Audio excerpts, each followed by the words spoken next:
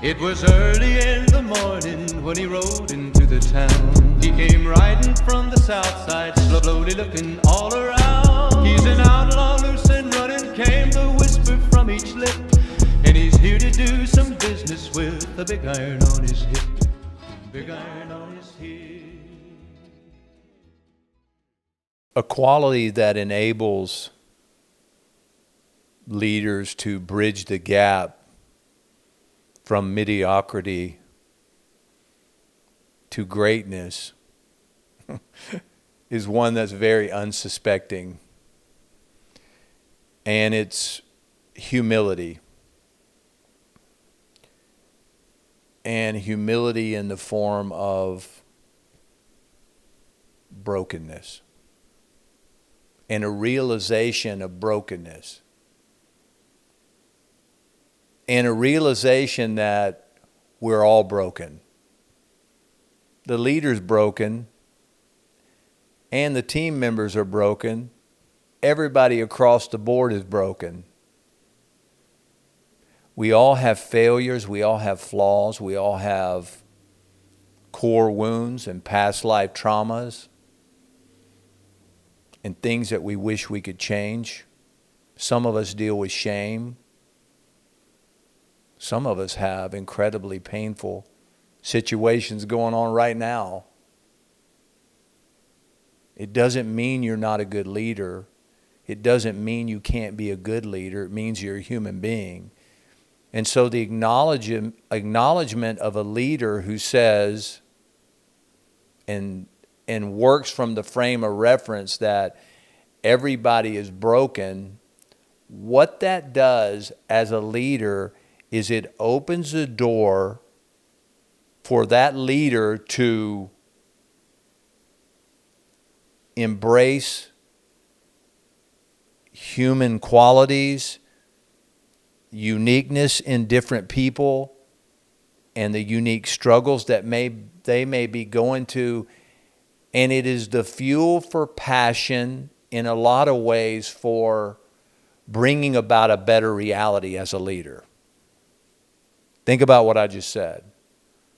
Why do leaders even get up in the morning to go to work? Is it just for the paycheck? Well, the paycheck is great. But at the end of it, there's only two things that are going to remain at the end of this all: God and human beings. Human beings and God. That's all that's going to be left. There's not going to be anything left. That's the end of the journey. The stuff is all going to be just stuff. And it's great to enjoy the stuff, and it's great to have things, and it's great to, but it's human beings and God and human beings. And so if you're wanting to have the right mode of operation as a leader, you've got to embrace the reality that we're all broken. And as the universe and God allows you to be put back together, and you begin to have some things that can help other people, and you don't forget the fact that you're broken and you're still working through some brokenness, it becomes the motivator for great leaders. It's the fuel. It is what supercharges the thing. Guys, I remember being a young leader and not knowing anything and being so insecure and so full of fear and having no idea what was going on and feeling lost. And really, as a young leader in my early 20s, mid-20s, I was so insecure about myself, I did not want to admit that I was broken. I was actually trying to convince everybody just by camouflaging my brokenness. I was trying to convince everyone that I had it all together. I was terrified to let people see my flaws and failures. That didn't work. That did not work, and it led me to a place where I began to get honest about who I was. I began to become more self-aware. I began to understand a healthy perspective in that God actually wanted me to look at my flaws and failures, and that he actually, by his love, was able to cover those struggles and make up the difference between my insecurity and where he wanted me to be as a child of God, just accepting that reality. And so listen, I'm still broken today as a man who's been in ministry and leadership and helping people for a long time. I'm still broken today. I lead from a place of brokenness. I can tell you right now, if you want me to go through the things that I'm working on and the things that were part of my past, that were stuff that I wish I could change, I would do that. And you'll hear some of those occasionally. But we're all broken. The question is,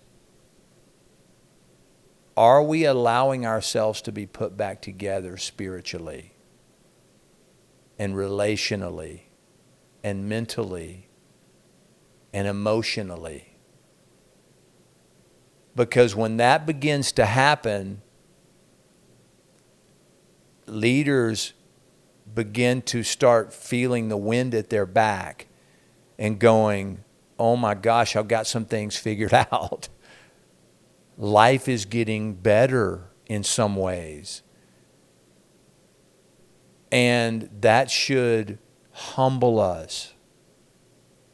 It should make us so thankful that even though we're broken, we've been granted the opportunity to get well, and we're getting well. And then the good thing happens. Freely we have been given things, freely give. So now, leader, you just discovered the rocket fuel for the greatest leadership of your life. That you're humble. Because you were broken and you had all these things going on in your life, and it was hopeless and you couldn't get through it, and somebody threw a rope out to you. Somebody encouraged you. Somehow you got through. You felt the grace of God and his forgiveness and kindness, and it helped you through your brokenness. And you didn't think you were going to make it back there. And you made it. You got through it, and you're getting healthier, and you're getting better, and your family's making some progress here and there. You're able to make a living for yourself.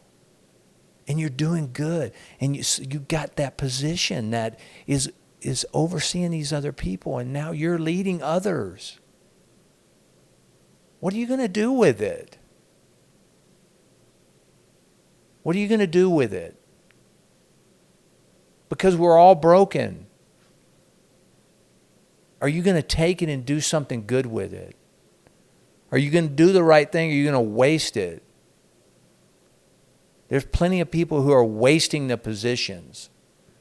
They're wasting the places of influence. And these places of influence, when we come from the perspective that we're broken and we understand we will always be broken to a degree, we're healing, we're never going to be perfect.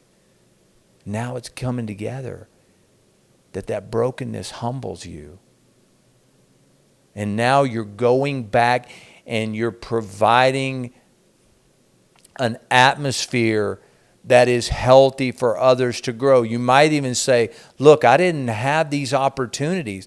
It took me blood, sweat, and tears to get here, and the grace of God got me here, and I'm here right now, and I actually can coherently put some things together, and I can help some people. Look, that's the rocket fuel. Give it away. Give it away. Give it away to your children. Give it away to your spouse. Give it away to people who are hungry. There are hungry mouths everywhere that are wanting to learn how to lead and how to do this and how to live a life that matters. And here you are. You've got some of the goods now. You understand it. Why take that position or that authority you've been given, or that power and that influence that is so gracefully bestowed upon you and me? Why not take it? Why take it and consume it myself? Why? Remember where you came from. Remember your brokenness. It's your testimony. And listen, this is the recipe for being thoughtful and for being present and wanting to help someone. Life slows way down when we think about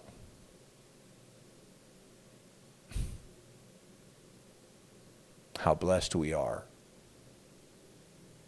and how blessed we are to be alive.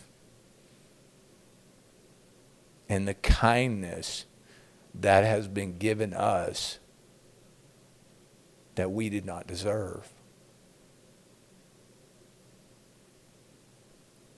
And so now, leader, you remember your brokenness and even what you're working through now, and you go, oh my goodness, I have the opportunity to give away a graceful atmosphere where there's trust and respect, where people feel somewhat safe, where we can allow caring and love and people to belong, where we can actually give each other things and help each other get better, where we can actually encourage each other and tell each other what we're good at. Hey, here's some more rocket fuel. A safe environment to talk about what we're not good at. And I'm actually going to go first as a leader because I got plenty of them. I'm working on all kind of stuff. It's a miracle I'm here right now. But I'll tell you about my pain. I'll tell you about my struggles, where I came from. I'll tell you about my regrets and things I wish I could change. But in that space, we're also going to talk about things that we need to work on and how we can get better and how you as an individual are going to short circuit yourself if you keep doing that. Listen, guys, everybody wants it. And we are going to celebrate when you win. And we're going to celebrate when we win. Because just because you're on this planet, don't confuse motion with progress. Your heart is beating. You're alive. It doesn't mean you're going anywhere necessarily. It doesn't. We have to be intentional about growth and life and nurturing and seeing healthy things grow.